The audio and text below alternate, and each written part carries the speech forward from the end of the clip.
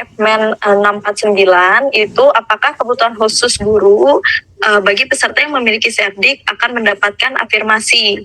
Lalu jadi kecurangan dalam hasil akhir dan peserta sudah dinyatakan lolos dan bekerja yang dilamar, apakah masih dianggap resmi sebagai P3K atau CPNS?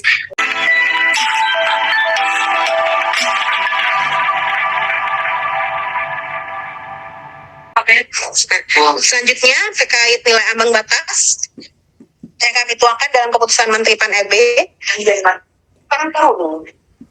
untuk nilai ambang batas CPNS tahun 2023, yang mana ini terdiri dari untuk soal SKD terdiri dari tes karakteristik pribadi TKP, tes intelijensia umum TIU, tes wawasan kebangsaan TWK.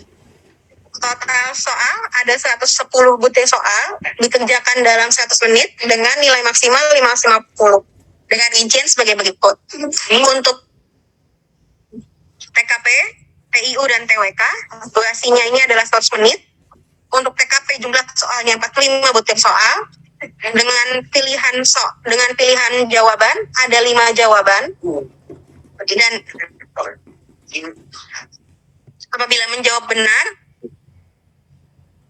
apabila menjawab maksimal, Bapak Ibu bisa mendapatkan nilai 5. Tapi apabila tidak, Bapak Ibu bisa mendapat nilai 1 sampai 4. Jadi tidak ada jawaban salah gitu ya Bapak Ibu. Tapi kalau tidak menjawab, itu adalah nilainya 0. Nilai maksimal dari tes karakteristik kepribadian itu ada 275. Untuk tes intelijensia umum, jumlah soalnya itu ada 35 butir soal. Apabila Bapak Ibu menjawab benar, maka poinnya adalah 5, dan apabila menjawab salah, poinnya adalah 0. Nilai maksimal adalah 175. Untuk tes wawasan kebangsaan, jumlah soalnya itu adalah 30 butir soal. Apabila Bapak Ibu menjawab benar, maka nilainya adalah 5. Apabila Bapak Ibu menjawab salah atau tidak menjawab, maka nilainya adalah 0. Dengan total maksimal nilai ada 150. Ini adalah untuk soal SKD CPNS. Untuk nilai ambang batasnya Bapak Ibu, untuk penetapan kebutuhan umum TWK-nya nilai ambang batasnya adalah 65, TUU TKP 166. Untuk nilai total tidak kami tetapkan nilai ambang batasnya. Tapi untuk penetapan kebutuhan khusus disabilitas, nilai ambang batasnya itu adalah di TIU sebesar minimal 60, dan dengan total SKD tidak boleh kurang dari 286. Untuk penetapan kebutuhan khusus cum laude, TWK dan TKP tidak ada nilai ambang batas. Yang ada nilai ambang batas adalah TIU sebesar 85, dengan total nilai SKD tidak boleh kurang dari 311. Untuk penetapan kebutuhan khusus diaspora, untuk sama TWK dan TKP-nya tidak ada nilai ambang batas, sedangkan untuk TIU itu minimal 85, dengan total nilai SKD-nya tidak boleh kurang dari 311. Dan untuk penetapan kebutuhan khusus putra-putri Papua dan Papua Barat, dan sama TWK dan TKP-nya tidak ada nilai ambang batas, TIU-nya minimal 60, dengan total SKD tidak boleh kurang dari 286.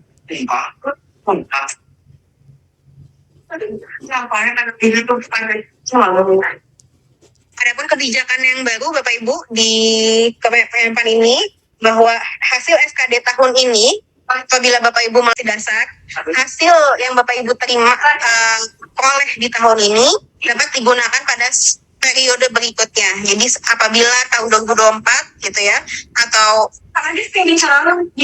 periode berikutnya, Kemenpan kembali melaksanakan seleksi gitu ya, Bapak Ibu bisa menggunakan nilai SKD di tahun 2023. Tapi ini hanya berlaku jika peserta tetap mengikuti seleksi pada periode berikutnya.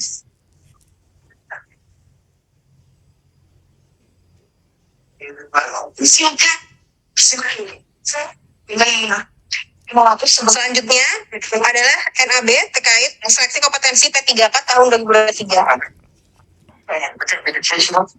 Ya, ini yang pertama, sebelum ke NAB, kami akan menjelaskan terkait bobot soal P3K tahun 2023. yang mana terdiri dari kompetensi teknis, kompetensi manajerial, kompetensi sosial kultural, dan wawancara. Total soal yang akan Bapak Ibu kerjakan itu adalah sebanyak 145 butir soal yang dikerjakan dalam waktu 130 menit dengan nilai maksimal sebesar 670. Rinciannya sebagai berikut. Kompetensi teknis, kompetensi manajerial, dan kompetensi sosial kultural dikerjakan dalam durasi 120 menit. Dalam 120 menit, Bapak Ibu akan mengerjakan kompetensi teknis sebanyak 90 butir soal, yang mana bobot nilainya itu adalah apabila Bapak Ibu menjawab benar nilainya 5, apabila menjawab salah atau tidak menjawab, nilainya adalah 0. Nilai maksimal adalah 450. Sedangkan untuk kompetensi manajerial, itu sebanyak 25 butir soal, dengan pilihan jawaban 1-4, tidak ada jawaban salah, tapi apabila Bapak Ibu tidak menjawab, maka nilainya adalah 0. Kompetensi sosial kultural ada 20 butir soal dengan pilihan jawaban 1-4. Tidak ada jawaban salah, tapi apabila Bapak Ibu tidak menjawab, maka nilainya adalah 0. Dengan akumulasi antara kompetensi manajerial dan kompetensi sosial kultural, nilai maksimalnya adalah 180.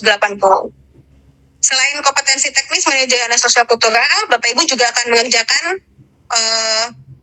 terkait wawancara, soal terkait wawancara selama 10 menit dalam 10 butir soal, yang mana pilihan jawabannya itu ada 4, 1-4, dan tidak ada jawaban salah.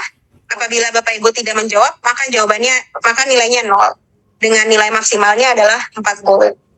Dari bobot soal tersebut, Menpan telah menetapkan nilai ambang batas.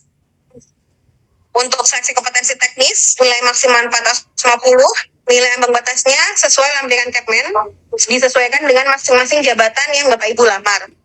Karena masing-masing jabatan memiliki nilai ambang batas kompetensi teknis yang berbeda. Bapak Ibu bisa langsung merujuk kepada lampiran Kepmen terkait nilai ambang batas P3K, seleksi kompetensi P3K tahun 2023. Untuk seleksi kompetensi manajerial dan sosial kultural, nilai maksimal 180, nilai ambang batasnya itu adalah 117. Dan untuk wawancara, nilai maksimalnya adalah 40, nilai ambang batas yang harus dipenuhi minimal adalah 24. Demikian Bapak Ibu yang bisa kami sampaikan terkait kebijakan pengadaan, kebijakan seleksi ASN tahun 2023. Selanjutnya mungkin akan kami serahkan kembali kepada moderator. Terima kasih. Ya, baik. Terima kasih Ibu Nurmala Dewi atas penjelasan yang sudah sangat komprehensif ya. Kami rasa teman-teman ini Ibu Dewi di YouTube kami sudah merangkum dan mencari nih ada 3 pertanyaan dari teman-teman yang sudah join lewat YouTube. Yang pertama, mungkin ini saya bacakan dulu ya, ketiga pertanyaannya nanti boleh langsung dijawab oleh Ibu Dewi. Yang pertama ada dari Hasta Kembara. Pertanyaannya adalah, apakah ada afirmasi bagi peserta yang melamar di tempat kerja sendiri, itu bagi tenaga teknis? Lalu yang kedua ada pertanyaan dari Suryati Siagian. Berdasarkan Kepmen 649 itu apakah kebutuhan khusus guru bagi peserta yang memiliki Serdik akan mendapatkan afirmasi? Lalu yang terakhir ada pertanyaan dari Akang Girsya. Bila terjadi kecurangan dalam hasil akhir dan peserta sudah dinyatakan lolos dan bekerja yang dilamar, apakah masih dianggap resmi sebagai P3K atau CPNS? Kemudian apakah bisa digantikan atau diberhentikan? Mungkin sekian Ibu Dewi pertanyaannya, mungkin boleh langsung dijawab.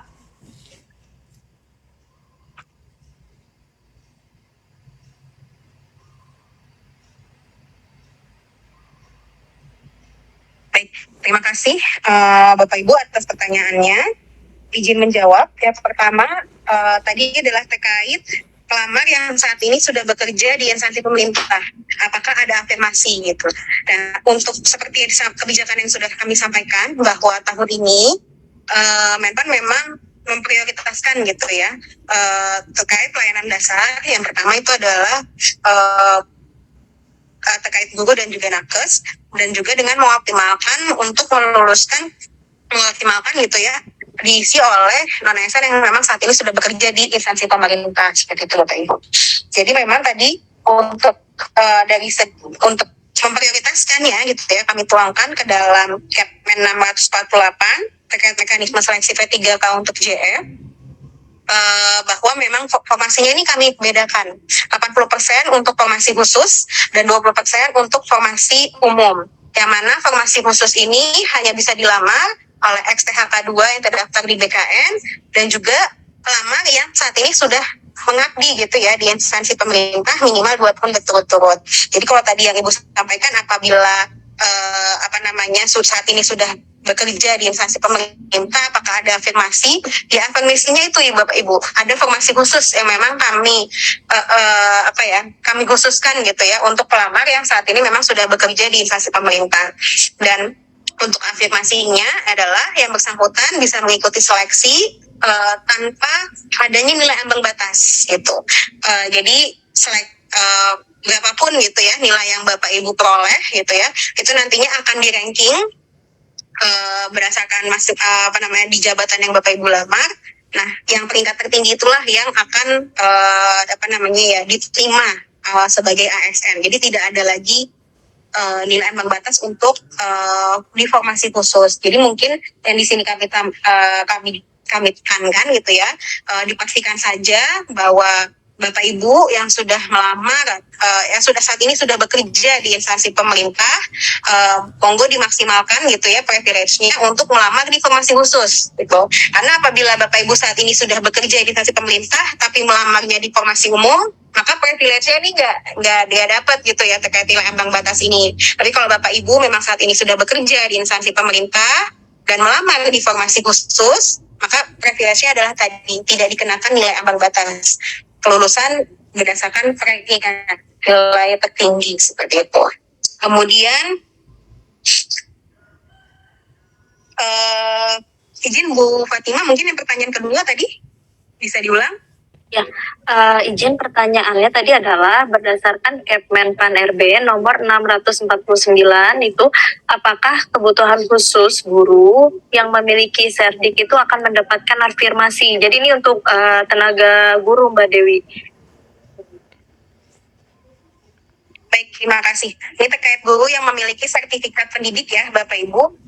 Jadi apabila guru yang bersangkutan gitu ya, yang memiliki sertifikat pendidik melamar pada formasi umum gitu ya, maka sertifikat ini akan kami berikan rewards gitu ya, yang mana dia nilai kompetensi teknisnya itu akan nilai maksimal yaitu 100%.